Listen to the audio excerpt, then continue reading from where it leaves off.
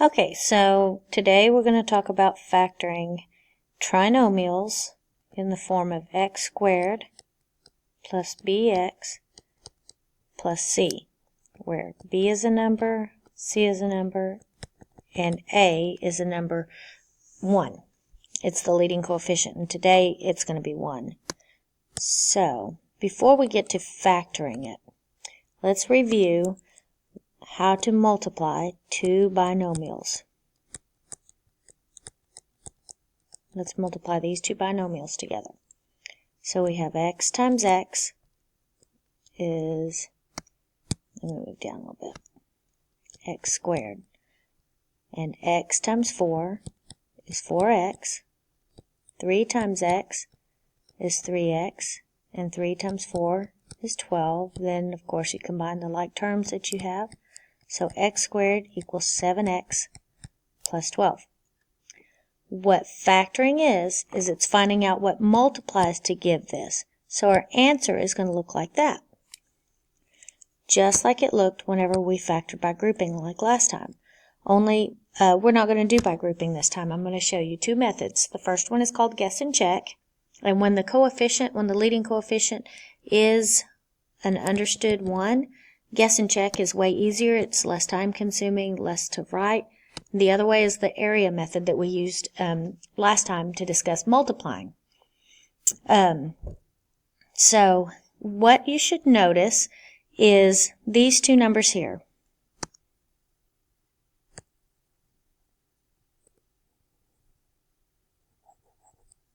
Okay, when we multiplied, when we got our final answer, these two numbers, the 3 and the 4, showed up in two spots. Our answer was x squared plus 7x plus 12.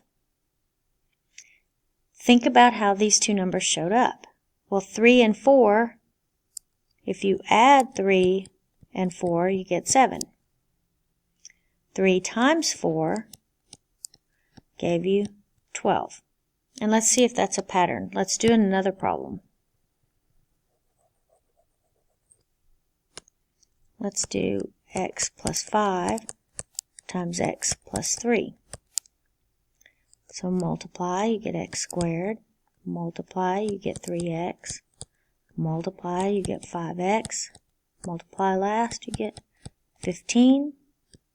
So you have x squared plus 8x plus 15. Notice those numbers again. 5 plus 3 gave us the 8. 5 times 3 gave us the 15. So going backward, we're going to use that idea in order to find the numbers that go in the parentheses. So, let me give you one. X squared plus 10x plus 24. So we know, since it's a trinomial, that it started out as a binomial. We're figuring out what multiplies. So x squared is going to go in that spot, because that's how we got x squared when we multiplied, was something times something. The number that goes in there is the x, because x times x is x squared.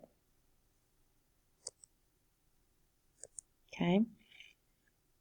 Now we got to figure out what goes right here.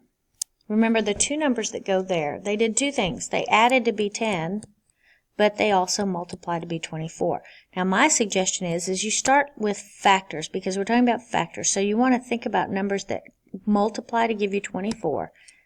So you got 1 times 24, 2 times 12, 3 times 8, 4 times 6, and that's it. So you want the pair of these factors that multiply to give 24 that also will combine to give us 10. Well, 1 and 24, they do multiply to give you 24, but they combine to give 25. 2 and 12 multiply to give 24, but they combine to give 14. 3 and 8 multiply to give 24, but they combine to give 11. Remember, they have to do both things. 4 and 6 combine to give 24, multiply to give 24, and combine to give 10. So you can always check by multiplying. X times x is x squared. X times 6 is 6x. 4 times x is 4x. 4 times 6 is 24, and when I combine these together, I do get the 10. Okay, let's do another example.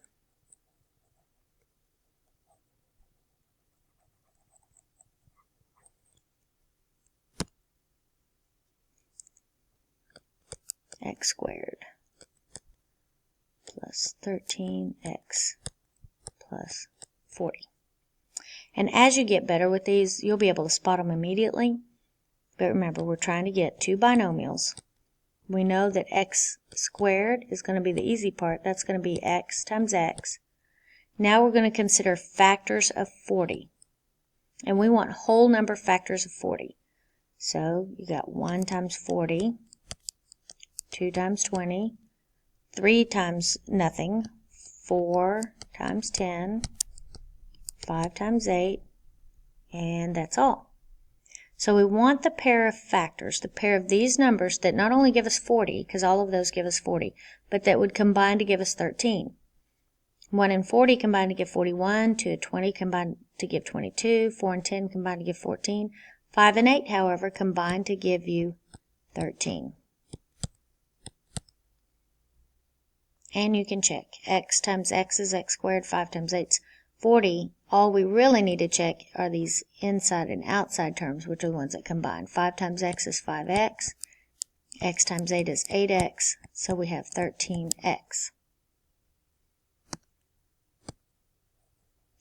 The difficulty lies in when we kind of mix up the signs a bit.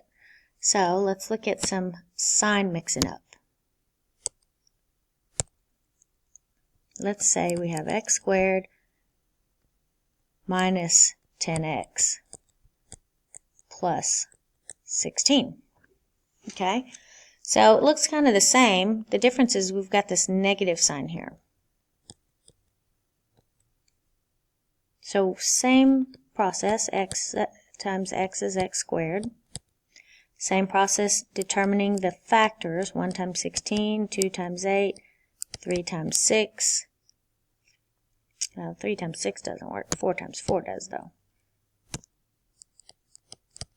Okay, and we still need them to combine to give a negative 10x. Well, positive 1 and positive 16 give us positive 16, but they would give us positive 17 there. We need negatives. The thing you have to remember is my two numbers over here multiplied to give a positive 16, which means that the signs on there had to be the same. I never said the signs had to be positive. So the signs could both be negative. And let's see if that would work. If I did negative 1 times negative 16, that would be a positive 16. Those would combine to give me a negative 17. Negative 2 and negative 8 would combine to give me a negative 10, which is what I need. So negative 2, negative 8. And we can check to see if that would work. X times x is x squared. X times negative 8 is negative 8x. Negative 2 times x is negative 2x. Negative 2 times negative 8 is positive 16. And when you combine those, you see you get negative 10x there. So I'll go over some shortcuts in just a little bit as to something to make it easier to determine the sign. What if we were given something different, though, like x squared plus 10x minus 24? Okay, so it's going to start off the same. X squared is x times x. And we're still going to consider factors of 24. 1 and 24, 2 and 12, 3 and 8, 4 and 6. Last time we used 4 and 6 because they combined to give us 10. The difference is our last number was positive, so we knew the signs had to be the same to give us a positive 24. This time it's negative 24. So the signs over here have to be different, like a positive 1 and a negative 24, or a negative 1 and a positive 24. This sign right here tells us which one's going to be which. When you're figuring out, when you're combining like terms, the bigger number always has the last sign, or the sign. So if we're trying to get a positive 10, then our bigger number over here is going to be positive, and our smaller number is going to be negative. So the pair, when we combine these terms here, negative 1 and positive 24 is positive 23. Negative 3 and positive 8 is positive 5. Negative 4 and positive 6 is positive 2. And negative 2 and positive 12 is positive 10. That's the one we're looking for. So we're going to put a negative 2 and a positive 10. Or you could do positive 10, negative 2 first. Negative 2.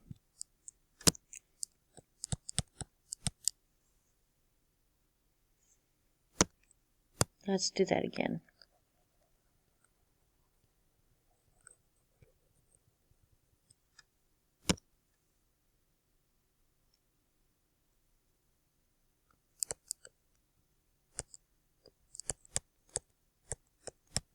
Okay, so we're going to have x times x again.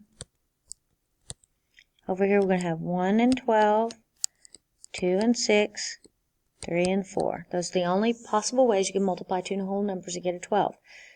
Remember, you look here to determine if the signs in front of these numbers are going to be the same or different. To multiply and get a negative 12, the signs in front of these numbers have to be different. One has to be a positive, one has to be a negative. In order for them to combine and give you a negative, that means the bigger number over here has to be negative. So I'm going to go in front of the bigger numbers here, I'm going to put negatives, and then the smaller numbers I'm going to put positives. Positive 1, negative 12 combine to give negative 11. Positive 2, negative 6 combine to give negative 4. And that right there is the one that we need, so there's no need to go on any further. So I have plus 2 and negative 6.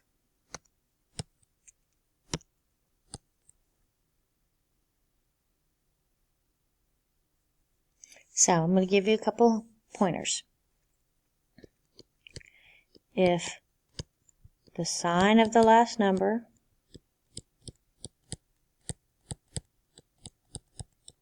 is positive,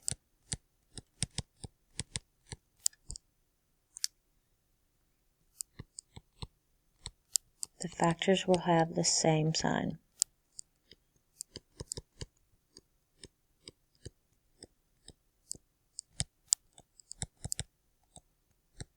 Both positive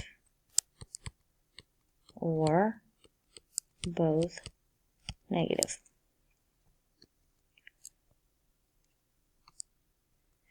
If the last number,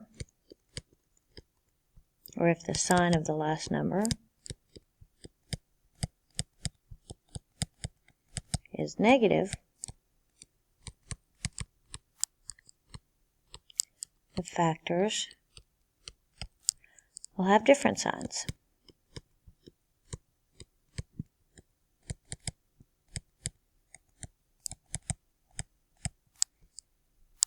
A positive one and a negative one. And the way you determine the middle sign goes with the bigger factor.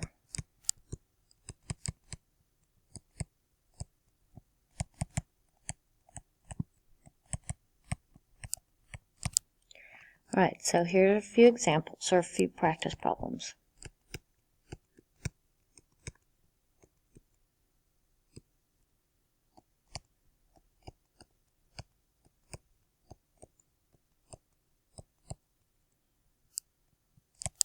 You may have done number 2.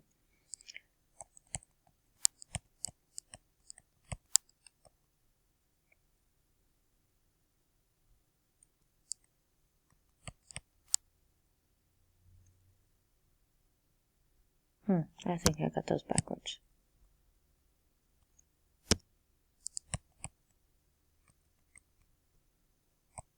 And like I've said before, I can't count, so that's number 3.